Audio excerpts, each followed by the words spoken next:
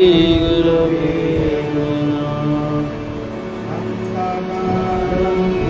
शयनं पद्मनाभं सुरेशं विश्वाधारं गगनसदृशं मेघवर्णं शुभांगं लक्ष्मीकान्तं कमलनयनं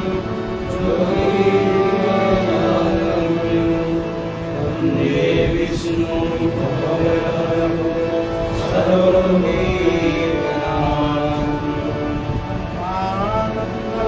परम सुखदं केवलं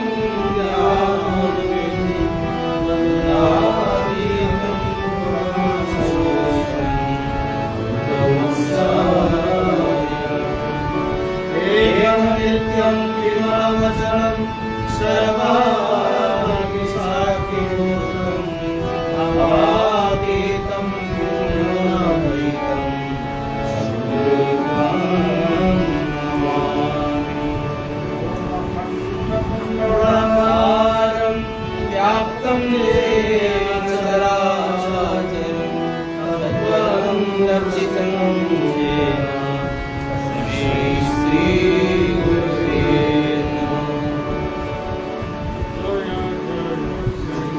Guru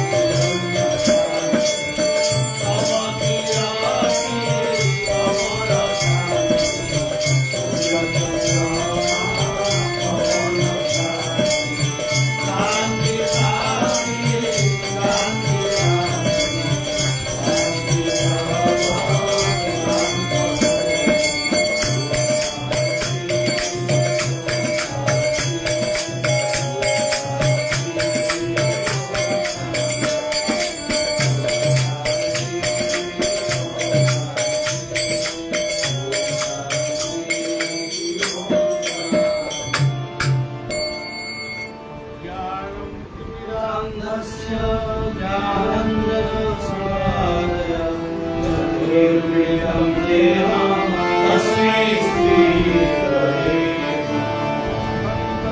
सारमहासमुद्रे समविभूतराष्ट्रियं अनन्तरूपेण विजयस्व अनन्तरूपाय हरि ओम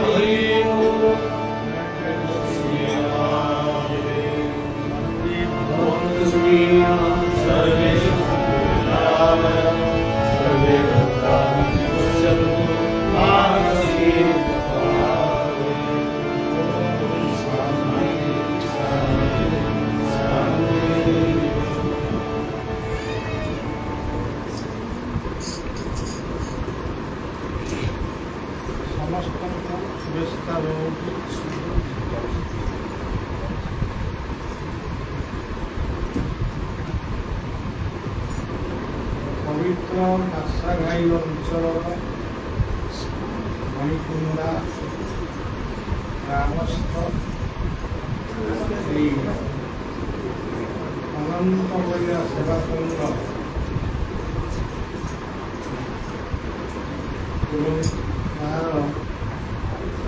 विभिन्न स्थान विभिन्न ग्राम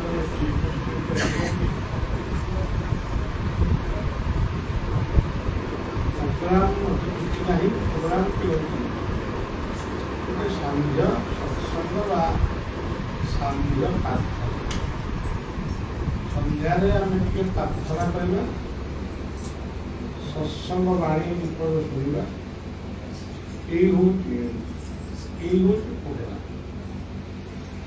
जाहू आम काली गतकाली सन्ध्यार कटू आज संध्या कटुची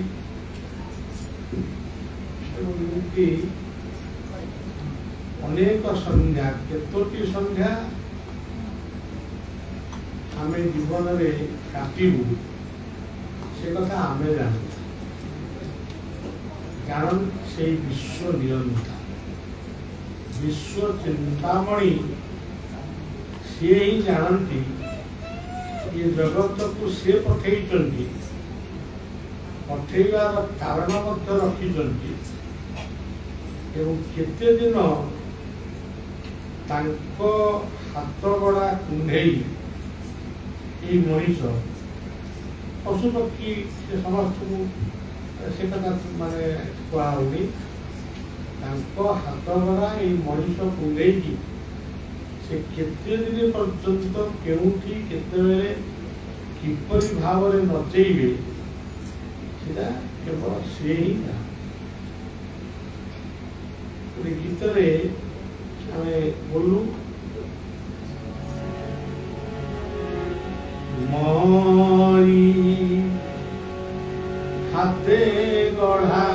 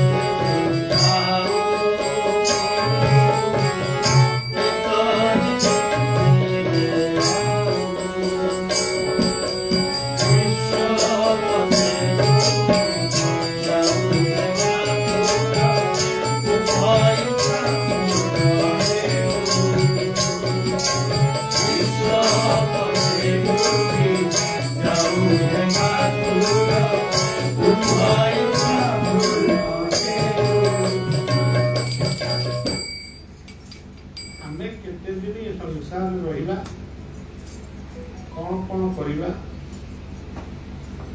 କେଉଁଦିନ ଏ ସଂସାର ରୂପକ ରଙ୍ଗମଞ୍ଚରେ ଆମର ଅଭିନୟ ଶେଷ ହେବ ସେ କଥା ସିଏ ହିଁ ଜାଣେ। କିନ୍ତୁ ସେ ଆମକୁ ସୁଯୋଗ ଦେଇଛନ୍ତି 5 ଥର ଆମେ ଅନ୍ତତଃ ଗୋଟିଏ ଦିନ ଭିତରେ 5 ଥର ନିଜକୁ ସମୀକ୍ଷା କରିବା ବା ନିଜକୁ ସ୍ମରଣ କରିବା। ଗୋଟିଏ ବିଛଣା ତ୍ୟାଗ,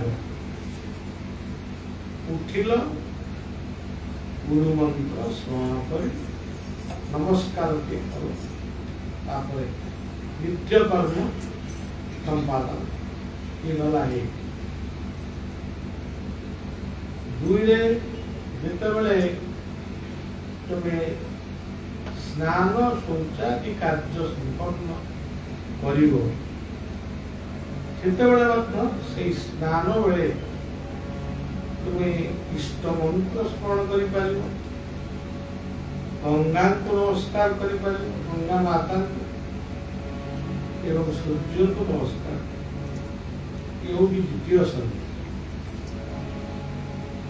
ସେଠି ହାରମୋନିୟମ ନଥିବ, ମୃଦଙ୍ଗ ନଥିବ, ଗିନି ଝାଞ୍ଜ କିଛି ନଥିବ, କେବଳ ମନ ଭିତରେ ସ୍ମରଣ। ତୃତୀୟଟି ମଧ୍ୟାହ୍ନ ହେଲା, ଶାଗ ଭାତ ଆମେ ଖାଇବା କି ଡାଲି ଭାତ ଖାଇବା,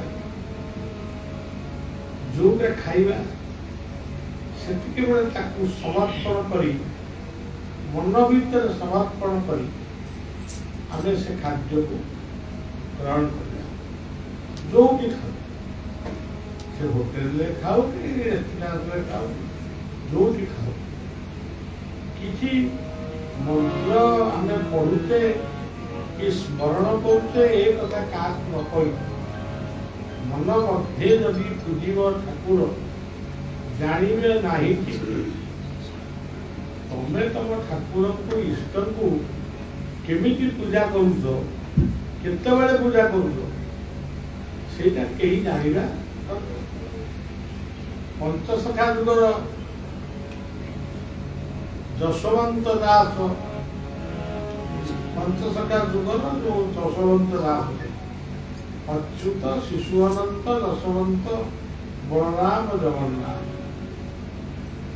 ତାଙ୍କ ସ୍ତ୍ରୀ କହିଲେ ମୁଁ ଟିକେ ଶୁଖୁଆ ଖାଏ।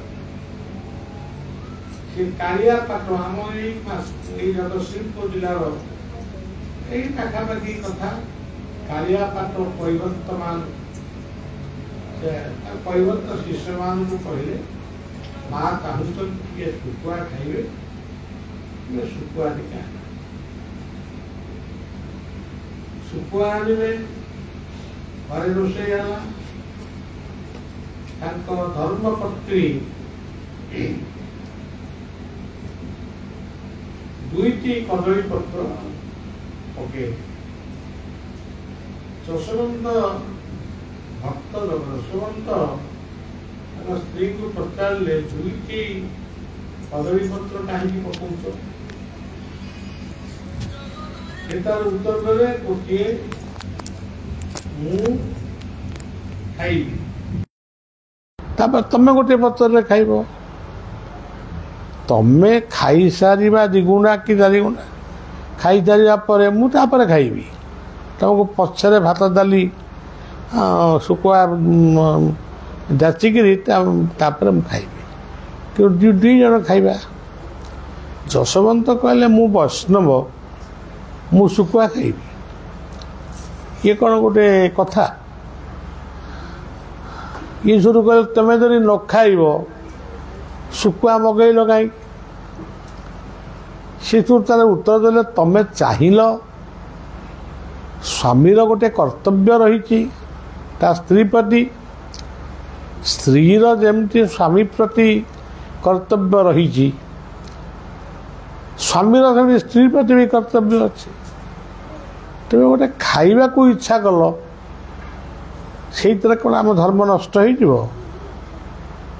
ମୁଁ ମଗେଇଲି ମୋ ଦୋଷ ହେଲା ନା? ଯଦି ତୁମେ ନ ଖାଇବ ତାହେଲେ ମୁଁ ଖାଦ୍ୟ ଆଉ ଗ୍ରହଣ କରିବେନି। ସେ ସାଧା ଅନ୍ନ ଡାଲି ତରକାରୀ ଯାହା ହେଇଛି ସେଇଆକୁ ଆମେ ଖାଇବା, ଆଉ ସବୁ ଆମେ ଫିଙ୍ଗିଦେବା। ଆଉ ଫିଙ୍ଗିଦେଲେ ବି ତାକୁ କ'ଣ ଆଉ କିଏ ଖାଇବେନି କି? ତାକୁ ସ୍ୱାନ ଖାଇବେ, ବିଲେଇ ଖାଇବେ, କ୍ଷେତ ଜୀବ ସେ ଖାଇବେ। ଆଉ ଏତିକି ବେଳେ ଯଶୋବନ୍ତଙ୍କର ଗୋଟେ ଦେଖନ୍ତୁ, ଓଡ଼ିଶାର ପଞ୍ଚସଖାଙ୍କ ଭିତରେ ଯଶୋବନ୍ତ ଅନ୍ୟତମ। ଅଢ଼ଙ୍ଗ ଯଶୋବନ୍ତ ଏଇଟା ବୋଧେ କଟକ ଜିଲ୍ଲା ହେବ କି କ'ଣ କରିବ କି ନାଇଁ, ଜଗତସିଂହପୁର ଜିଲ୍ଲା। ଜଗତସିଂହପୁର ଜିଲ୍ଲାର ଅଢ଼ଙ୍ଗ, ଯାହାଙ୍କର ଜନ୍ମଦିନ ହେଉଛି ଓଢ଼ଣୀ ଷଷ୍ଠୀ। ଯେଉଁ ଓଢ଼ଣୀ ଷଷ୍ଠୀରେ ଦେବ ମନ୍ଦିରରେ ପ୍ରଥମ କରି ଶୀତ ଚାଦର ଲାଗିଥାଏ, ଏଭଳିକି ଜଗନ୍ନାଥଙ୍କ ମନ୍ଦିରରେ ବି ଲାଗେ। ସେଇଥିପାଇଁ ତା ନାଁ ହେଇଛି ଓଢ଼ଣୀ ଷଷ୍ଠୀ। ସେଇ ଓଢ଼ଣୀ ଷଷ୍ଠୀ ଦିନ ସେଠି ଏବେ ବି ମେଳା ଅନୁଷ୍ଠିତ ହେଉଛି, ବହୁ ଲୋକଙ୍କର ସମାଗମ ହୁଏ। ମୋତେ ବି ଡାକିଛନ୍ତି, ମୁଁ କିନ୍ତୁ ଥରେ ଦୁଇଥର ଯାଇଛି। ତେବେ ସେଇ ପବିତ୍ର ମହାପୁରୁଷ ତାଙ୍କର ଗତି ହେଉଛି ଏଇଆ, ତାଙ୍କର ସାଧନା ହେଉଛି ଏଇଆ। ଆମେ କିନ୍ତୁ ଆମ ଲୋକଙ୍କୁ ବା ଆମ ସାଧୁସନ୍ତଙ୍କୁ ଆମେ କିନ୍ତୁ ଚିହ୍ନି ପାରୁନାହୁଁ। ଯେଉଁମାନଙ୍କୁ ଆମେ ଚିହ୍ନିଛୁ, ଯେଉଁଠି ଯିଏ କହିବ ଡେଉଁରିଆଟା ନିଅ ତୁମର ପୁଅଟିଏ ହେବ, କିଏ କହିବ ମନ୍ତୁରା ପାଣି ଟିକେ ନିଅ ତୁମର ଆଉ କ'ଣ ଇଏ ମକଦ୍ଦମା ଜୟ ହେବ। ଆମେ ଏଇଭଳିଆ ଲୋକଙ୍କୁ ସବୁ ଚିହ୍ନିଲୁ। ଗୁଣି ଗାରେଡ଼ି, ସେ ତନ୍ତ୍ର ମନ୍ତ୍ର, କିଏ ଶ୍ମଶାନରେ ପୂଜା କଲା, କିଏ କଲା, ଏଇସବୁ କଥା। କିନ୍ତୁ ପ୍ରକୃତରେ ଯିଏ ସିଦ୍ଧ ସାଧକ ମହାତ୍ମା, ସେମାନଙ୍କୁ ଆମେ ଚିହ୍ନି ପାରୁନୁ। ଯଶୋବନ୍ତ ଦାସ ବିବାହ ହେଇଥିଲେ, ଅଚ୍ୟୁତାନନ୍ଦ ବିବାହ ହେଇଥିଲେ, ତାଙ୍କ ପୁଅ ନାଁ ଗଦାଧର। କିନ୍ତୁ ସେ ବିବାହ ହେଇକି ତ ମଧ୍ୟ ସେ ବଡ଼ ମହାପୁରୁଷ ହେଇପାରିଥିଲେ। ଯଶୋବନ୍ତ ସେଇ ଚଟିରେ ବସିଲେ, ତାଙ୍କ ସ୍ତ୍ରୀଙ୍କୁ କହିଲେ ତମେ ବି ବସ। ସେ ବି ବସିଲେ, ଏ ବି ବସିଲେ। ଉଭୟ ବସିବା ପରେ ଇଏ ଚଳୁ ପ୍ରତ୍ୟେକ ଦିନ କରନ୍ତି, ଚଳୁଟିଏ ଧଇଲେ। ନୀଳାଞ୍ଚଳ ନିବାସାୟ ନିତ୍ୟାୟ ପରମାତ୍ମନେ ବଳଭଦ୍ର ସୁଭଦ୍ରା ଜଗନ୍ନାଥାୟ ତୀର। ହେ ଜଗନ୍ନାଥ, ତୁମେ ତ ସବୁବେଳେ ଅନ୍ନ ଡାଲି ବେସର ମହୁର ଖାଇଛ, ମୋ ସ୍ତ୍ରୀ ଆଜି ସଦା ସେ ଟିକେ ଶୁଖୁଆ ଖାଇବ, ଶୁଖୁଆ ତରକାରୀ ଟିକେ ହେଇଛି, ଆପଣ ତାକୁ ଗ୍ରହଣ ନ କଲେ ମୁଁ କେମିତି ଗ୍ରହଣ କରିବି? ଆପଣ ଯେଉଁ ଜିନିଷକୁ ଗ୍ରହଣ ନ କରିବେ ସେଇଟାକୁ ମୁଁ କେମିତି ଗ୍ରହଣ କରିବି? ଏତିକି ବେଳେ ପୁରୀରେ ଯେଉଁ ରାଜା ସେତେବେଳେ ଦାୟିତ୍ୱରେ ଥିଲେ, ସିଏ ବୋଧେ ଖାଇ ପିଇକି ଟିକେ ଶୋଇପଡ଼ିଛନ୍ତି। ରାଜା ଲୋକ ଟିକେ ଶୋଇପଡ଼ିଛନ୍ତି। ତାଙ୍କୁ ଏପଟରେ ନିଦ ହେଇଥିବା ବେଳେ ଅନ୍ୟ ପକ୍ଷରେ ସମଗ୍ର ମନ୍ଦିର ଶୁଖୁଆ ବାସରେ ସମଗ୍ର ମନ୍ଦିର ବାସି ଉଠିଲା। ସମସ୍ତେ ଇତସ୍ତତ ହେଲେ ଯେ କାହାର ଏଡ଼େ ବଡ଼ ସାହସ, ରାଜା ଆମର ଶାସକ, ଶୁଖୁଆ କିଏ ଆଣିକିରି ମାନେ ମନ୍ଦିରକୁ ଆଇଛି। ସମସ୍ତଙ୍କ ବେଗ ପତ୍ର ଗଣ୍ଠିଲି ସବୁ ଅନୁସନ୍ଧାନ କରାଗଲା, କେଉଁଠି କିଛି ନାହିଁ। ଏ ପାଖରେ ଖୋଜାଖୋଜି ଚାଲିଛି। ରାଜାଙ୍କୁ ଜଣେଇବେ ବୋଲି ବାହାରିଛନ୍ତି ସେବକମାନେ ଯେ ଏମିତି ଆଜି ମନ୍ଦିରରେ ଶୁଖୁଆ ଗନ୍ଧ ହେଲା, ଏମିତି କଥା। ତ ସେ ମହାପ୍ରସାଦ ସବୁ ମାରା ହେବ, ପୁଣି ଆଉ ଥରେ ନୂଆ ମଣଇ ହେବ। ଆଉ ରାଜାଙ୍କୁ ସେ ପାଖରେ ଜଗନ୍ନାଥଙ୍କର ରୂପରେ ସେ କହୁଛନ୍ତି, ରାଜା आउ किछि समय पर रंधा होइथिबा महाप्रसाद पोता हब किंबा फोपड़ा हब नुआ महाप्रसाद हब तार कारण होउची अड़ंगगढ़ जश पंचसखा जुगर जशवंत पंचसखा जुग आमे कहूँ जश भक्त जशवंत से सुकुआ भोग करिसेंती मु ताकु ग्रहण करिछि तेणु आपण अति शीघ्र जाई सेवक मान को कुह भोग मारा ही कि कई सुकुआ आनी सेते बेले भगवान कर तीनोटी दर्शन सत्य थिला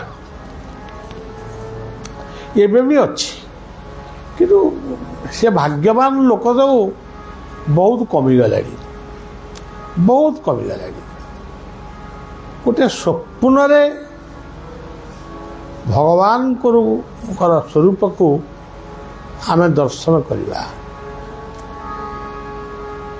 आपण आज भी शिशु अनंत आश्रमर जो आश्रित आश्रिता माने आज भी अच्छा नुआ जो मैंने आसी कथा मु कहूनी पुराना लोकं को आपण माने पचारि बुझिबे स्वप्न रे केते लोकं को से सांत्वना बाणी देइचंती आम मेला बही जदि पढ़ी से मेला बही रे जेतेटी घटना लेखाई कौन सी गोटे घटना मध्य मिथ्या नुहे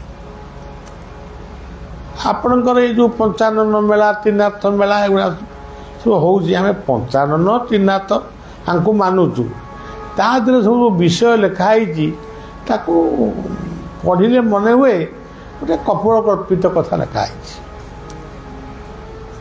किंतु शिशु अनंत मेला रे गोटे शब्द भी काले किए परिवर्तन करदेव से निजे लिखी निजे लिखिली कि गोटे भक्तर ना पुराणा शिष्य ईश्वर साहू चारि ना भणिता कली आप देखिए स्वप्न माने बहुत कथा मुझे कथा कहीपरि बहुत कथा स्वप्न माध्यम एवं भी केतबले से बालक रूप केतबले बालक रूपटा हूँ सबुठारु माने बेसी दर्शन सर्प रूप बालक रूप आउ अन्य प्रकार कथाटा मुझे कहीं ये दीटा प्रकार दर्शन से प्राय दियंती सेमती स्वप्न परे आउ गोटे हूँ ये गला स्वप्न आउ गोटे हूँ सुसुप्ति तुम्हें ये बसीच घुमई पड़ल ये घुमवा भितर तुम देखुच गोटे धवल मूर्ति ठिया ये भांगला से धवल मूर्ति किए से बलदेव गोटे कथा 1971 मसीह यही जम्बू लक देकर आम जाइलु 71 मसीह बात्या परे डंगा नहीं आम जाइलु रामचंद्र प्रचंड जंगल से राति लंगर कौन लंगर कहती लंगर पकईकरी समस्ते शोले सका उठिकी डंगा ने एति बेले प्रचंड बात्या माने प्रचंड धूलिझड़ आसला गोटे माँ गेड़ी होकर माँ कला तार रूप सिंदूर गोटे विराट सिंदूर काच तांकर झुमझुम हो सी आसिकरी ये तीनोटी जाक तीनोटी डंगा कि दुईटी डंगा जाइला दुईटी डंगारे गोटे स्वप्न आ गोटे रूप उठ उठ उठ उठ उठ उठ उठ ବର୍ଷା ଆଇଲାଣି। ସମସ୍ତେ ଉଠିକି ଦେଖିଲାକୁ ପ୍ରକୃତ ବର୍ଷା ହେଉଛି। ତେଣୁ ଆଜି ବି ସେଇ ପଥର ପିତ୍ତଳ ଠାକୁର ଆଜି ବି ଅଛନ୍ତି। ଲୋକେ କହୁଛନ୍ତି ସେ ରାମଚଣ୍ଡୀଙ୍କ ପାଖରୁ ଚୋରି ହେଲା, ତମର କ'ଣ ହେଲା? ଚୋର ଗୋଟା ମଣିଷ, ସେ ଗୋଟେ ଚୋର ଚୋରି କରି ନେଇଗଲା ସୁନା ରୂପା, ତମର କ'ଣ ଗଲା? ତାକୁ ମା ତାକୁ ଦେଇଦେଲା ବୋଲି ଭାବୁନା, ମାଆକୁ ଚୋରି କରିଛି। ଦୁନିଆରେ କିଏ କହୁଛି ସେ ଗୋଟେ ଗୋଟେ ମୂର୍ତ୍ତି କି ଚୋରି କରି, ମୂର୍ତ୍ତି କି ଏତେ ପୂଜା କରୁଥିଲେ ସେ ମୂର୍ତ୍ତିଟାକୁ କିଏ ଚୋରି କରିଦେଲା, ତମର କ'ଣ ଗଲା? ମୂର୍ତ୍ତିଟାକୁ ସେ ତାର ନେଇଗଲା, ତାର ବଣିଆକୁ ଦେଇଦେଇ ତାର ଟଙ୍କା ନେଇଯିବ। କିନ୍ତୁ ମାଆକୁ ଚୋରି କରିଛି କି? ଯେଉଁ ମୂର୍ତ୍ତିଟାକୁ ଚୋରି କରିଛି, ସେ କୃଷ୍ଣ ମୂର୍ତ୍ତି ହୁଅନ୍ତୁ, ରାମ ମୂର୍ତ୍ତି ହୁଅନ୍ତୁ, କି ଜଗନ୍ନାଥଙ୍କ ମୂର୍ତ୍ତି ହୁଅନ୍ତୁ, ଯେଉଁ ମୂର୍ତ୍ତି ହୁଅନ୍ତୁ, ତାକୁ କ'ଣ କେହି ଚୋରି କରିପାରିବେ? ଏଇଭଳି ଅନେକ ଉଦ୍ଭ୍ରାନ୍ତ ମନୋଭାବନା ଆଜି ବି ଆମ ଭିତରେ ଅଛି। ସ୍ୱପ୍ନ ସୁଷୁପ୍ତି ପରେ ଆଉ ଗୋଟେ ହେଉଛି ଜାଗ୍ରତ। ସାଧକମାନେ, ସିଦ୍ଧ ପୁରୁଷମାନେ ପଦ୍ମାସନରେ ବସନ୍ତି ବା ଯେମିତି ବସନ୍ତି, ସେ ଧ୍ୟାନସ୍ଥରେ ଅନେକ କଥା ଦେଖନ୍ତି। ଆଜି ବି ସେ ଲୋକ ଅଛନ୍ତି, କମି ଯାଇଥିବେ ତାଙ୍କ ସଂଖ୍ୟା, କିନ୍ତୁ ଅଛନ୍ତି। ସ୍ୱପ୍ନ ସୁଷୁପ୍ତି ଜାଗ୍ରତ। ଏଇ ମାର୍ଶାଘାଇ ସଂଘକୁ ଯିଏ ପ୍ରଥମ ଗଢ଼ିଥିଲେ, ଗୌରାଙ୍ଗ ଚରଣ,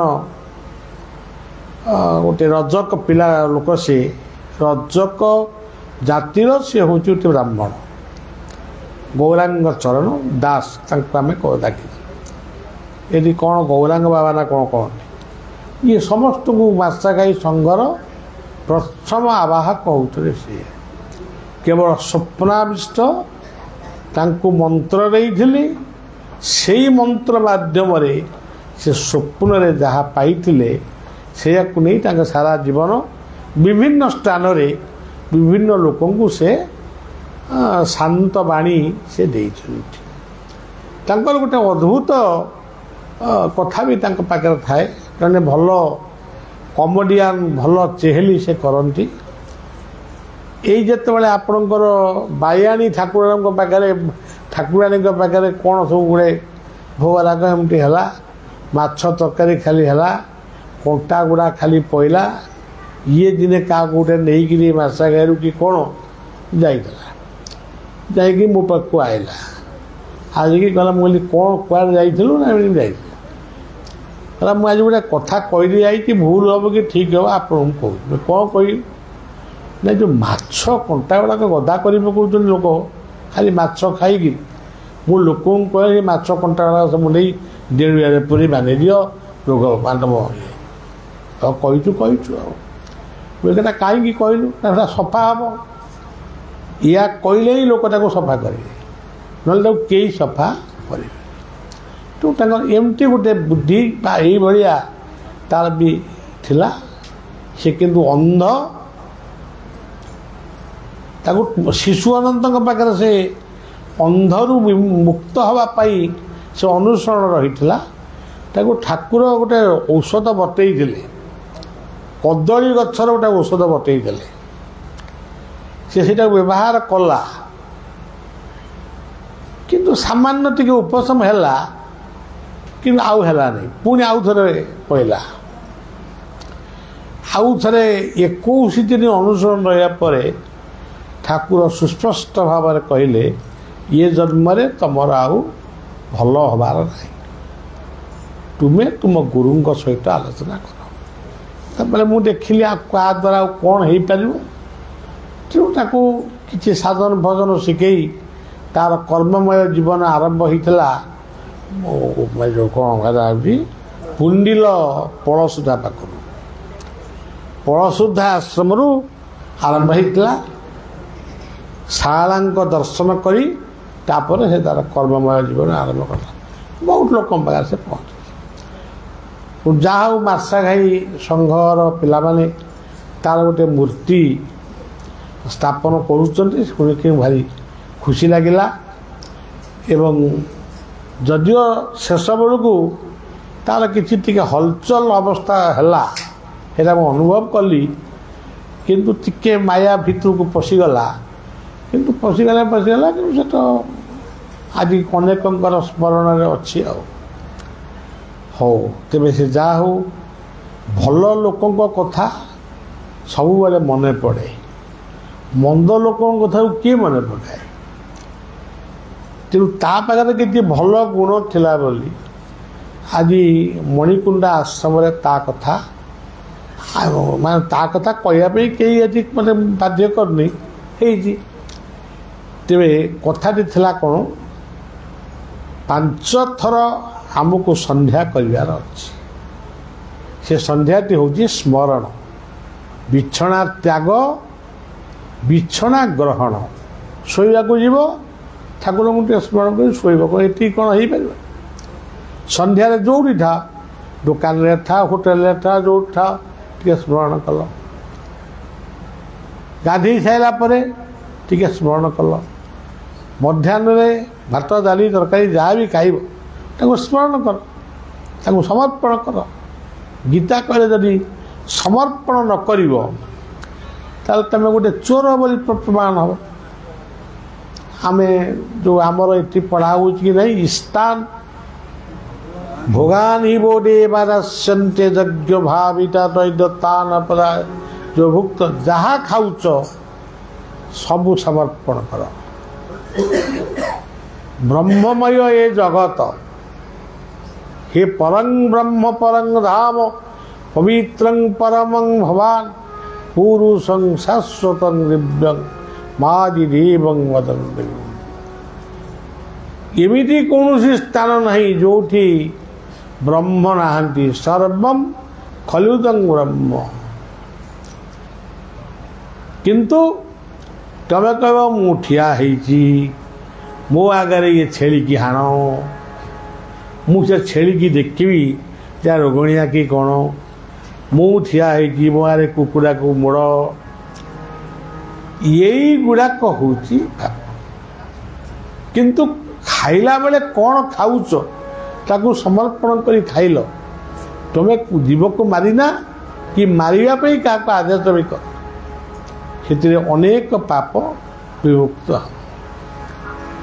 भगवान बुद्धंकर धर्म ये कथाटा अच्छी मु बुद्ध कह पचारि इन सब ये खाद्य सब कौन खाऊँ से जीवक होटेल मालिक मत कही एमाने जीव को हत्या कर बोली कहती कि जीव हत्या करी मांस आम पाक आण कहते किंतु मांस जदि आसी पहुँचे ताकू से ग्रहण करते तेज जा हो एते कथा कहबार उद्देश्य होची जीवन में तुम्हें चोर हुओ ना तुम्हें भावुच सी लोकटा चोर यही किए कौटी सुना नहीं गला किए बेकरू माने हार छिंडे की नहीं गला ताको कौ चोर तुम्हें कौ भल कि तुम्हें भी चोर जदि तुम्हें मद्य पीला बेले मद्य को भी समर्पण करंत प्रभु मु ये मद्य समर्पण करुच्ची किसी दिन पर सी मद्य तम भीतर पशिकी कहता तू आ मत पीना पीले मरबू बेला बेली आम समर्पण करूँ क्षीर हेले समर्पण करूँ क्षीर खाई ठाकुर मोटा हे ताकर कौन प्रोटीन कमी जाऊँगी तुम्हें क्षीर खुआई प्रोटीन कर तेणु जहाँ पाइब अकस्माते आनंदे समर्पिब मते ये कथा जो महापुरुष मान लिखिछन मिछ लिखिछन तेणु आहारे भल मंद ना जे स्थान जेमंत तमें जितेबाला दुर्भिक्ष पड़ा सेतबे विश्वामित्र नामक ऋषि सेतबे देशर शासक थे दुर्भिक्ष पड़ा किसी मिललानी जदि किसी न मिलला गोटे मल्ला मुर्दार कुकुर बोधे कि श्रृगाल ताकू से माने मांस तार खाई कौन विश्वामित्र सिद्धि कमीगला ଯାହା କ'ଣ କହିଲି ଯେ ସ୍ଥାନେ ଯେମନ୍ତ ଆହାରେ ବର। ଆଜି ଜଣଙ୍କ ଘରକୁ ଗଲ ସେ ସଜନା ପତ୍ର ତରକାରୀ କରିଛି, ତମକୁ ଦେଖି କାହିଁ ଆଳୁଦମ କରିବ? କାହିଁ କରିବ? ତମେ ଯଦି ପ୍ରକୃତ ବନ୍ଧୁ ତୁମେ କେବଳ ଯାହା ତୁମେ କରିଛ ସେଇଆକୁ ଦିଅ, ତମେ ଖାଇବ ମୁଁ ଖାଇବି। ଆଉ ମୋତେ ଭୋକ କଲାନି ତୁମେ ସେ ଆଳୁଦମ କ'ଣ କରୁଛ? ତେଣୁ ଆହାରେ ଭଲ ମନ୍ଦ ନାହିଁ, କିନ୍ତୁ ଆଜି ସେ କଥା ନାହିଁ। ଆମର ଅମୁକ ବାବୁ କୁଣିଆ ଆସୁଛନ୍ତି, ତାଙ୍କ ପାଇଁ ଚିକେନ୍ ଟିକେ ହେବ, ମଟନ୍ ହେବ, ଆଉ ଗୋଟେ କ'ଣ ହେବ ମଦ୍ୟ। ଏହିସବୁ ହେଉଛି ବର୍ତ୍ତମାନ ଯୁଗର ଆତିଥ୍ୟ। କ'ଣ ନା ଆମେ ଅତିଥି ସେବା କରୁଛୁ। କିଏ ଅତିଥି? ଇଏ ମଦ ଖାଉଥିବା ଲୋକ ଅତିଥି ହେବେ? ତେଣୁ ସଜ୍ଜନ ଅତିଥି ଯିଏ ସେ ନାରାୟଣଙ୍କ ସଦୃଶ। ଭାଗବତ ବି କହିଛନ୍ତି ପ୍ରତିମା ଦେବେ ନ ପାଇବ ଶୁଣ ଉଦ୍ଧବ, ପୂଜା ଭାବ ସୂର୍ଯ୍ୟନ କିବା ଜଳେ ଅଥବା ହୃଦୟ। ଯେବେ ନ ପାରେ ଏତେ ମତ ଗୃହରେ ଅତିଥି ଆଗ, ତାହାଙ୍କୁ ବିଷ୍ଣୁ ପ୍ରାୟ ପୂଜିବ ଦେଇ ହେମନ୍ତ ବିଷ୍ଣୁ ପୂଜା କରି ଭବ ସଂସାର। ତେଣୁ ଭଗବାନ ଆମକୁ ସେ ବିଶ୍ୱ ନିୟନ୍ତା ବିଶ୍ୱ ଚିନ୍ତାମଣି ଆମକୁ 5 ଥର ନିଜକୁ ସମୀକ୍ଷା କରିବା ପାଇଁ ବା ନିଜର ଅପରାଧକୁ ତାଙ୍କ ପାଖରେ ସମର୍ପଣ କରିବା ପାଇଁ। ଦେଖନ୍ତୁ ସେ କେଡ଼େ ମହାନ। ଆମେ ଅପରାଧ କରୁଛୁ, ସେ ଅପରାଧକୁ ତାଙ୍କ ପାଖରେ ସମର୍ପଣ କରିବା ପାଇଁ ଆମେ 5 ଥର ଆମକୁ ସମୟ ଦେଇଛୁ। ଆମେ ଗୋଟିଏ ଥର, ଆମେ ଏଡ଼େ କୂଳ ବାଳୁଙ୍ଗା ଯେ ଗୋଟିଏ ଥର ବି ହେଉନି। ଏଇ ଯେଉଁ ପଦଟି ଆମେ ପଢ଼ୁଥିଲେ କିଛି ସମୟ ପୂର୍ବରୁ, ଗୁରୁର ବିକ୍ରିୟା ଯଦି ଦେଖ ହୋ ତଥାପି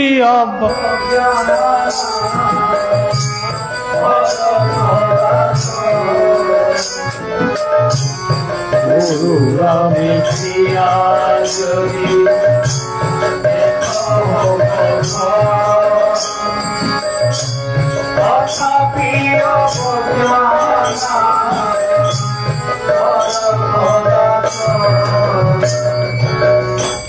ଏଇଠି ବଳିଆ ବସିଛି, ତମକୁ ଜଣେ ଗୁରୁ ଆସି ପହଞ୍ଚିଲେ।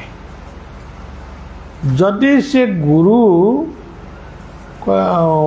କହିବେ ନାହିଁ ମୁଁ ଟିକେ ଗୋଟେ ଏମିତି ମଦ ଫଦ ଗୋଟେ ପିଇଲେ, ତମେ ତାଙ୍କୁ ମାନିବ ପ୍ରକୃତରେ? ଆଚ୍ଛା, ମୁଁ ଗୁରୁ ତ ନୁହେଁ, ମୁଁ ଗୋଟେ ମଣିଷ ବୟସ, ମୋ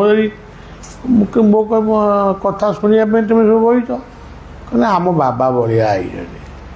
ମୁଁ ଯଦି ଉଣାରି କହିବି ଯେ ମୋତେ ଟିକେ ଗୋଟେ ମୁଁ ତ ନାଁ ଗୁଡ଼ା ସବୁ ଜାଣିନି, ଆଉ କହିବି କ'ଣ? ତୁମେ କ'ଣ ମୋତେ ମାନିବ? ବାରଣା ଲୋକ ମାନିବେ। କିଏ ମାନିବେ? ଯିଏ ଗୁରୁ ପ୍ରେମୀ, ଯେଉଁମାନଙ୍କ ଭିତରେ ଗୁରୁ ପ୍ରେମ ରହିଛି। ମନ୍ନାଥ ମୋ ଠାକୁର ନିଗମାନନ୍ଦ କହିଲେ, ମନ୍ନାଥ ଶ୍ରୀ ଜଗନ୍ନାଥ ମଦ୍ଗୁରୁ ଶ୍ରୀ ଜଗତ ଗୁରୁ ମଦାତ୍ମା ସର୍ବଭୂତାତ୍ମା ତସ୍ମୈ ଶ୍ରୀ ଗୁରବେ। ତେଣୁ ମୋ ଗୁରୁ ମୋ ପାଇଁ ଜଗତର ଗୁରୁ। ତେଣୁ ମୋ ଗୁରୁ କ'ଣ କଲେ ମୁଁ କାହିଁ ସେଗୁଡ଼ାକ ଶୁଣିବାକୁ ଯିବି? ତେଣୁ ସେଥିପାଇଁ କୁହାଗଲା ଗୁରୁ ନିନ୍ଦୁକେର ମୁଖ। କାଲିର ଗୋଟେ କଥା ମୁଁ ଆପଣମାନଙ୍କୁ କହୁଛି। ଗୋଟେ ଶିଷ୍ୟ ଆସିଲା, ପ୍ରାୟ ଆସୁଛି ବହୁତ, ଯୁବକଟି। ଏଇ ଯେଉଁଟା କ'ଣ ଇଣ୍ଟରନେଟ୍ରେ ନା କ'ଣ ଗୋଟେ ଏମିତି ଫେସବୁକ୍ରେ ନା କ'ଣ ଏମିତି ସବୁ ମାନେ କଥାବାର୍ତ୍ତା ହେଇକିରି ବାହା ହେଉଛନ୍ତି। ସେଇଥିରୁ ଗୋଟେ ବାହା ହେଇପଡ଼ିଲା। ସେ ତ ମୁଁ ମନା କରୁଛି, ତୁ ସେଗୁଡ଼ା କ'ଣ, ତାକୁ ଦେଖିନୁ, ତା ଗୁଣ ଜାଣିନୁ, ତାର କଥା କିଛି ଜାଣିନୁ, ତ କ'ଣ ବାହା ହେବ? କ'ଣ ବାହା ହେଲା? ବାହା ହେବା ପରେ ଧୁମ୍ ଧଡ଼କ ନାଚ ଚାଲିଲା। ସ୍ତ୍ରୀ ଯାଇ ବାପା ସେ ଗଲା, ସେ ଗୋଟେ ପ୍ରକାର ଗଲା ପୁଣି କ'ଣ ଏବେ ସେ ଗଲା। ତାପରେ ଏବେ ମୋତେ କାଲି ଆଜି କହୁଛି, ମୁଁ କହିଲି ମୁଁ ତା କାହିଁ ପଚାରିଦେଲି, ମୁଁ କହିଲି ଘରେ ସବୁ ଭଲ ଟି? ନା ଆଜ୍ଞା ହଁ ଭଲ, ତୁମଟା ଚାଲିଛି ଆଉ। କହିଲି ତୋ ସ୍ତ୍ରୀ କେଉଁଠି? ନା ସେ ତା ବାପ ସେ ଆସୁନି। ନା କାହିଁକି କିଛି ତ କହୁନି ଆସିବା କଥା। ମୁଁ ଭଲ ବାହା ହେଇଛି ତ ଇଣ୍ଟରନେଟ୍ରେ ନା କ'ଣ? ହଉ ସେ ଇଣ୍ଟରନେଟ୍ ଭଲ ପିଲାଟି। ତାପରେ ମୁଁ ପଚାରିଲି ଆଉ ସବୁ ବୋଉ? ନା ସେମିତିଆ। କ'ଣ ସେମିତିଆ? ସୋଠୁ କଥାଟି କହିଲା, ଆଜି ସକାଳୁ ମୁଁ ଏଠିକି ଆସିବି ବୋଲି ତରତର ହେଉଛି, ମୋ ସାନ ଭାଇ କହୁଛି, ଶୁଣନ୍ତୁ, ମୋ ସାନ ଭାଇ କହୁଛି ଇଏ ଘରେ ସେ ବଳିଆ ବାବାଙ୍କ ଫଟୋ କାହିଁ ପୂଜା ହେବ? ପୁରା ଜୀବନ୍ତ ମଣିଷ, ତାଙ୍କୁ କ'ଣ ପୂଜା କରୁଛ? ଇଏ ଠାକୁର ଘରେ ଆମର ସେ ମଣିଷ ପୂଜା ଚାଲିବନି। ମୁଁ ଏତେ ଶୁଣିଲି, ତାଙ୍କୁ ଯୁକ୍ତି ତର୍କ କିଛି ନ କରି ମୋ ଠାକୁରଙ୍କୁ, ମୋ ଗୁରୁଙ୍କ ଫଟୋକୁ ଆଣି ମୋ ବେଡ଼ରୁମ୍ର ହାତରେ ରଖିଲି। ଏଣିକି ତୁମ ଠାକୁର ଘରକୁ ପୂଜା, ମୋର ସେ ଠାକୁର ଘରକୁ ଯିବାର ନାହିଁ। ତେଣୁ ଯେଉଁମାନେ ପ୍ରକୃତରେ କାୟବାକ୍ୟ ମନରେ ଗୁରୁ ଗ୍ରହଣ କରିଛନ୍ତି, ଗୁରୁଙ୍କୁ ଯିଏ ପ୍ରକୃତରେ ଦୂରରୁ ନିକଟରୁ ଜାଣିଛି, ସେଇମାନେ ଗୁରୁର ବିକ୍ରିୟା ଯଦି ଦେଖ କখন ତଥାପି ଅବଜ୍ଞାନା କର ପଦାର୍ଥ। ସେଇମାନେ ଯେଉଁମାନେ ବ୍ୟବସାୟାତ୍ମିକା ବୁଦ୍ଧି, ମାନେ ଯାହା ଗୋଟେ କ'ଣ ବ୍ୟବସାୟୀମାନଙ୍କୁ ମୁଁ କହୁନି, ଗୋଟେ ବ୍ୟବସାୟାତ୍ମିକା ବୁଦ୍ଧି ଅଛି। ଗୀତା ସେଟା କହିଛନ୍ତି, ଆଜି ଏଠି କାଲି ସେଠି ପୁନଃ ସେଠି। ତେଣୁ ସେଇମାନେ ଦୂରେଇ ଯିବେ। ଗୁରୁ ଯଦି ବେଶ୍ୟାଳୟ କରନ୍ତି ଗମନ, ତଥାପି ସେ ଗୁରୁ ମୋର ପତିତ ପାବ। ଏ କମ୍ ବଡ଼ କଥା। ମୁଁ ନିଜେ ମଧ୍ୟ ମୋ ଗୁରୁଙ୍କ କଥା ଭାବୁଛି। ଗୋଟେ ଛୋଟିଆ ଉଦାହରଣ ବି ଦେବି, ଆପଣମାନେ ଶୁଣିଲେ ଭଲ ଲାଗିବ। ବାୟାଙ୍କ ପାଖରେ, ବାୟା ତ ମୋର ମାନସ ଗୁରୁ, ମୁଁ ବସିଛି। ପ୍ରଥମରେ ପାନ ଯାଚିଲେ ମୁଁ ମନା କଲି, ମୁଁ ଖାଇବିନି। ତାମାନେ ପାନ ଖାଏନି ବୋଲି ମିଛ କହିବି। ଆଉ ଇଏ ହେଲା ପ୍ରଥମ ଭୁଲ। ପାନ ଯାଚୁଥିଲେ ମୁଁ ପାନ ଖାଇଥାନ୍ତି, ମୁଁ ମନା କଲି ମୁଁ ପାନ ଖାଏନି। ବାୟାଙ୍କ ପାଖରେ ଗୋଟେ ଚେୟାର ପଡ଼ିଛି, ବଳିଆ ବସିଛି। ଇଏ ହେଲା ପ୍ରଥମ ଭୁଲ। ଦ୍ୱିତୀୟ ଭୁଲ ହେଲା, ମୁଁ ଟିକେ ବାହାରକୁ ଗଲି, ବହୁ ସମୟ ବସିଲେନି, ଗୋଡ଼ ହାତ ଖେଳି ଆସିଲା ବେଳକୁ ବାବା ବାୟା କେନ୍ଦ୍ରାପଡ଼ାର ଗୋଟେ ଲୁଗା ଦୋକାନୀକି ଡାକିଛନ୍ତି। ସେ କ'ଣ କରୁଛନ୍ତି ନା କପଡ଼ା ଗୁଡ଼ାକ ସବୁ ମୂଲଉଛନ୍ତି। ଇଏ କପଡ଼ାଟା କେତେ, ସେ କପଡ଼ାଟା ମୂଲ୍ୟ କେତେ, ସେ କପଡ଼ାଟା ମୂଲ୍ୟ କେତେ। ମୁଁ ତାକୁ ସବୁ ଦେଖିଲି। ମୁଁ କହିଲି ଏଡ଼େ ବଡ଼ ମହାପୁରୁଷ, ଇଏ କପଡ଼ା କ'ଣ ମୂଲଉଛନ୍ତି? ସେ କହୁଛି ଏଇଟା କେତେ କେତେ କ'ଣ କହୁଛି, ମୁଁ ଆଉ ମନେ ନାହିଁ। ଧର କହୁଛି 20 ଟଙ୍କା, ଇଏ ବାର୍ଗେନିଂ ବାବା କରୁଛି, ନଉନ 15 ଟଙ୍କା ନହେଲେ ହେବନି। ମୋତେ ହସ ଭାଇ, ମୁଁ ଏଇଆ ସବୁ କ'ଣ ବାବାଜୀ ସବୁ କରନ୍ତି? କାରଣ ମୁଁ ମୋ ଜୀବନରେ କେବେ ବି ତାହା କରିନାହିଁ। ମୁଁ ମୋ ଜୀବନରେ ଏଇ ଯେଉଁ ସେବକ ଏଠି ବହିଛି, କେବେ ବି ଖଣ୍ଡେ କେହି ବି ଏଠି କହିପାରିବେନି ଯେ କେହି ବି ଜାଣିନାହାନ୍ତି କି ଦେଖିନଥିବେ ମୁଁ କୌଣସି ଜିନିଷ ମୂଲ୍ୟ ମାନେ ଏମିତି ଯେଉଁ ବାର୍ଗେନିଂ କରି ଯେଉଁ କିଣିବା, ସେଇଟା ମୋ ଦ୍ୱାରା କେବେ ହେଇନି, ଆଜି ପର୍ଯ୍ୟନ୍ତ ବି ହେଇନି। ତାମାନେ ମୁଁ କହିବାକୁ ଚାହୁଁନି ଯେ ମୁଁ ବାୟାଙ୍କ ଠାରୁ ବଡ଼, ମାନେ ମୋ ଜୀବନରେ ହେଇନି। ମୁଁ ଯେଉଁ ଜାମା ପିନ୍ଧିଛି, ପ୍ୟାଣ୍ଟ ପିନ୍ଧିଛି, ଯାହା ପିନ୍ଧିଛି, ସବୁ ଭକ୍ତମାନଙ୍କର ଶ୍ରଦ୍ଧାର ଜିନିଷ। ତେବେ ଯାହା ହଉ, ମନ କଥା ମନରେ ରହିଲା। ବାବାଙ୍କ ପାଖରୁ ଆମେ ଆସିଲୁ। କିଛି ଦିନ ପରେ ତୁମେମାନେ ସବୁ ଜାଣିଥିବ, ଯେଉଁ ଗୁରୁ ବାବା ଆମ ଆଶ୍ରମରେ ଥିଲେ, ସିଏ ସେତେବେଳେ ମୋର ସେବାରେ ସେ ରହୁଥିଲେ। ପାଣି ସବୁବେଳେ ହୁଅନ୍ତି, ଟିକେ ଅଧିକ କପଡ଼ା ସେ ବ୍ୟବହାର କରନ୍ତି। ଦିନେ କାନ ପାରିଲା ବେଳକୁ ପ୍ରଫୁଲ୍ଲ ଭାଇ ଯିଏ ଚାଲିଗଲେ, ପ୍ରଫୁଲ୍ଲ ଭାଇ, କୁନୁ ଭାଇ, ଗୁର, ଏମିତି ସବୁ ତାଙ୍କ ଭିତରେ ପାଟି ମୁଣ୍ଡ ହେଉଛି। ତୁମ ଯେଉଁ ଶିଶିର ବାବା ସେ ବି ଚାଲିଗଲେଣି, ସୀତାରାମ ବାବାଜୀ ଦିଆ। କ'ଣ ପାଟିର କାରଣ କ'ଣ ନା ସବୁଯାକ ମୂଲ୍ୟବାନ କପଡ଼ା ଯାକ ସବୁ ଗୁର ପିନ୍ଧୁଛି, ଆମକୁ ସବୁ ଏଇଆକୁ ଦେଉଛି। ହଉ ସେ ଟିକେ ପାଣି ହାତ ହେଉଛି, ଟମାଟୋ ଛୋଟ ଭାଇଟିଏ ପିନ୍ଧୁ, କାହିଁ ତୁ ବ୍ୟସ୍ତ କାହିଁ ହେଉଛୁ। ମୁଁ କଥାଟାକୁ ସମାଧାନ କଲି। ରାତିରେ ଭାବିଲି ଏ କଜିଆଟା ଆଗକୁ ଆହୁରି ବଢ଼ିବ। ଏଣିକି ତାପରେ ସକାଳୁ ଉଠିଲି, ବୋଲେ ଶୁଣ ପିଲାମାନେ, ସେତ ତ ମୋଟେ 4 ଜଣ ଥିଲେ, ଆଉ ତ ମୋଟରେ କେହି ନଥିଲେ। ଆଉ ବୋଲେ ଏଣିକି କେଉଁ ବସ୍ତ୍ରଟା କିଏ ପିନ୍ଧିବ, ମୁଁ କିଣିବି, ମୁଁ ତୁମକୁ ଦେବି। ତୁମେ ମନକୁ ମନ ବସ୍ତ୍ର କିଣିପାରିବ ନା ତାକୁ ପସନ୍ଦ କରିବନି, ଏଇଟା ମୁଁ ପିନ୍ଧିବି।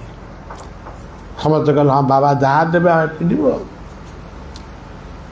ଏ କଥା କହିସାରି କିଏ କୁଆଡ଼େ ଉଠିକିରି ଗଲେ, ମୋ ମନରେ ପଶିଗଲା, ଓ ଏଇଥିପାଇଁ ବାୟା ସେଦିନ ଏମିତିଆ କଥା ପାଇଁ ବାୟା ସେଦିନ କପଡ଼ା ବୁଲଉଥିଲେ। ତାପରେ ମୁଁ କପଡ଼ା ବୁଲେଇଛି ଥର 2 ଥର, ଆଉ ଯେ ଅଭ୍ୟାସ ନାଇଁ କି ମୁଁ ତ କପଡ଼ା କେଉଁ କପଡ଼ା କ'ଣ ବୁଝିପାରେନି। ଆଉ କେବଳ ଜୀବନରେ 9ଟି ଟଙ୍କାର ଗୋଟିଏ ସାର୍ଟ କିଣିଥିଲି। ମୋ ଜୀବନର ସେ ଗୋଟିଏ କଲିକତାର ଫୁଟପାଥରୁ କିଣିଥିଲି। କ'ଣ ଗଲା କ'ଣ, ହଁ କଲିକତା କଲେଜ ଷ୍ଟ୍ରିଟ୍। ତେଣୁ ସେ ଯାହା ହଉ, ସେ 9 ଟଙ୍କାଟା ଆଜି ମୋ ପାଇଁ ନବଦା ଭକ୍ତିରେ ପରିଣତ ହେଇଛି। ତେଣୁ ଗୁରୁ ରାଜ୍ୟରେ ପ୍ରବେଶ କରିଛ, ମଣିକୁଣ୍ଡା ଭଳି ଗୋଟିଏ ପବିତ୍ର ଆଶ୍ରମ କରିଛ, ବେଶୀ ଜାଗା ନାହିଁ। ତେଣୁ ଆମର ବେଶୀ କୋଠା ବାଡ଼ିର ଆବଶ୍ୟକ ନାହିଁ। କେତେବେଳେ କେମିତି ଭଳିଆ ଟିକେ ଆସିବ। ଆପଣମାନେ ମୁଁ ସବୁବେଳେ ଇଏ ଯେମିତି ବାପି ବାବା କହୁଛନ୍ତି ସବୁବେଳେ ଆସନ୍ତୁ, ସେଗୁଡ଼ାକ ମୋ ଦ୍ୱାରା ହେବ ନାହିଁ। ତେଣୁ କେତେବେଳେ କେମିତି ମନ ହେଲେ ନିଶ୍ଚୟ ଆସିବି। କିନ୍ତୁ ଏଇ ଦେଖନ୍ତୁ, ଆଜି ଗୋଟେ ଦିନ ମୁଁ କାଲି ଯେଉଁ ବସିଥିଲି ସେଠି ଆପଣମାନଙ୍କର ସେ ତଳେ ଏତେ ଗରମ ହେଲା, ମୋର ସୋଡ଼ିୟମ୍ ଲସ୍ ହେଲା ଭଳିଆ ଲାଗିଲା। ମୁଁ ତ ପଳେଇ ଆସିଲି, ଛାତ ଉପରୁ ଉଠିକିରି ଆଇଲି। ଆଉ ମୋ ଦେହ କ'ଣ ହେଇଗଲା, ମୁଁ ଟିକେ ଅଧଘଣ୍ଟାଏ ବିଶ୍ରାମ ନେବା ପରେ ତାପରେ ମୁଁ ଆଉ କଥାବାର୍ତ୍ତା ହେଲି। ଆଜି ସେଇନାକି କହିଲି ମୁଁ ତଳକୁ ଯିବିନି, କାହା ଜୀବନ ଛାଡ଼ିଯିବ। ତେଣୁ ସଜ୍ଜନ, ବୟସ ବଢ଼ିବା ସହିତ ବେମାର ବଢ଼ୁଛି, ବିଭିନ୍ନ ପ୍ରକାର କଥା ଆସୁଛି। ତେଣୁ ଆପଣମାନେ ଏଇଗୁଡ଼ାକ ଛୋଟ କଥା ପ୍ରତି ସଚେତନ ହେବେ। ଆଉ ଆମେ ଯଜ୍ଞ କରିବୁ, ନାମ କରିବୁ, ମହୋତ୍ସବ କରିବୁ, କ'ଣ ହେବା ଦରକାର କ'ଣ? ଏଇ ତ କାଲିଠାରୁ ଏପର୍ଯ୍ୟନ୍ତ ମହୋତ୍ସବ ଚାଲିଛି। ଲୋକ ଯିଏ ଆଉଛନ୍ତି ସେ ପାଉଛନ୍ତି। ଆଉ ସେତେବେଳକୁ କାହାକୁ ନ ଡାକିଲେ କିଛି ଲୋକ ଆସିବେ କେବଳ ପ୍ରସାଦ ପାଇବା ପାଇଁ, ତାଙ୍କୁ କାହିଁ ପ୍ରସାଦ ଦିଆଯିବ? ଯିଏ ବଢ଼ିବାକୁ ଭଲ ପାଏ, ଯିଏ ଅନନ୍ତଙ୍କୁ ଭଲ ପାଇବ, ଯିଏ ଆଶ୍ରମକୁ ଭଲ ପାଇବ, ବା ଏଠି ଯେଉଁ ବାବାଜୀ ମାତା ଝିଅ ତାଙ୍କୁ ଯଦି ଭଲ ପାଏ, ତାହେଲେ ତ ସେ ତ ଆପେ ଆପେ ଆସିବେ।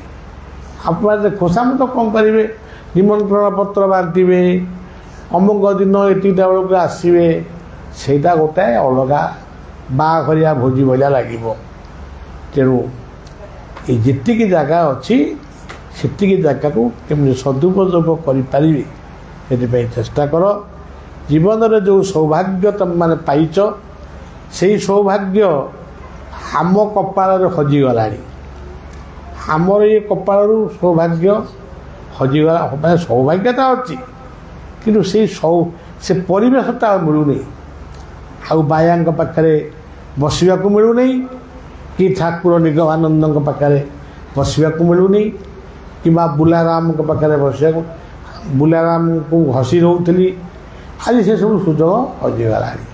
ତେଣୁ ଆପଣମାନଙ୍କ ପାଇଁ ସେ ସୁଯୋଗ ସବୁବେଳେ ହାତ ଛଡ଼ା କରିବେନି। ସୌଭାଗ୍ୟବଶ ରଖିବେ, ପରସ୍ପର ଭିତରେ ଭାତୃଭାବ ରଖି କାର୍ଯ୍ୟ କରିବେ। କଥାଟି ଏଠି ରଖିବା। ଗୁରୁ ରାଜ୍ୟ ଖଣ୍ଡାଧାର, ପୁଣି ଗୁରୁ ରାଜ୍ୟ ହେଉଛି ଲବଣୀ ଠାରୁ ଆହୁରି କୋମଳ। ହେ ଗୁରୁ ତୁ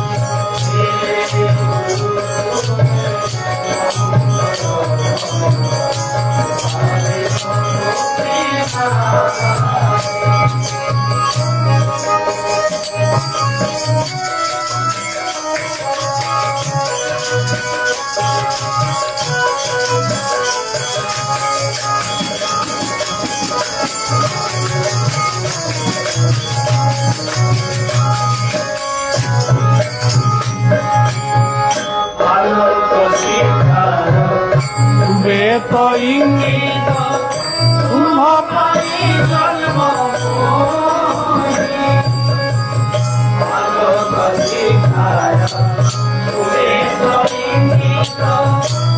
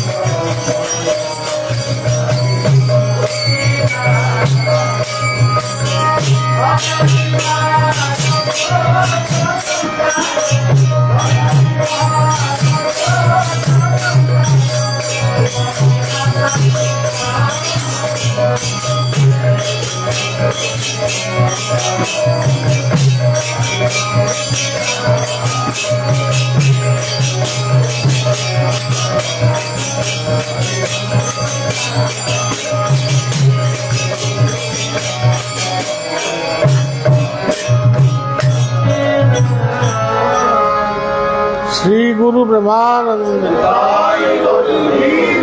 जय जय श्री काली सकाल 7टा भितर मत आश्रम को फेरिया।